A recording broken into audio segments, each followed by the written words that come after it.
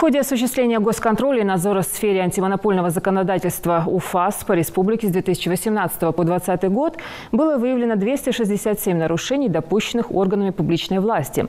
За прошлый же год выдано 18 предупреждений и возбуждено 46 дел по нарушению конкуренции. Из них 90% исполнены в установленный срок.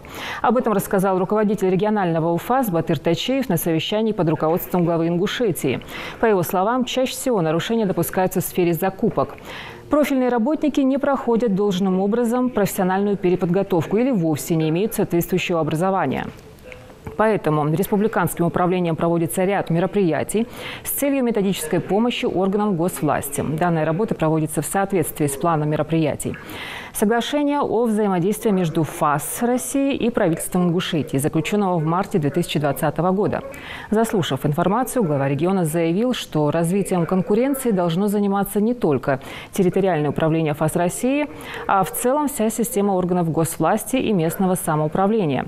По мнению Калиматова, эта проблема неразрывно связана с эффективным расходованием госбюджетных средств посредством проведения грамотной политики осуществления гос- и муниципальных закупок. Я, изучив материалы, увидел, что у нас в основном это государственные и муниципальные органы допускают основные нарушения.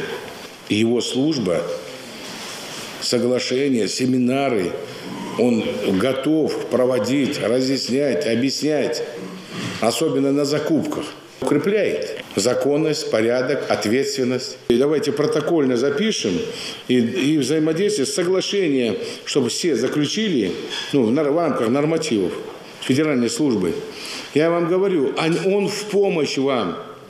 Он в помощь вам. Он не даст обмануть вас. Сегодня я хотел внимательно, чтобы вы слушали. И вот все эти материалы, чтобы они в последующем по ведомствам провели. Каждое министерство, каждый муниципалитет. Вооружены будете.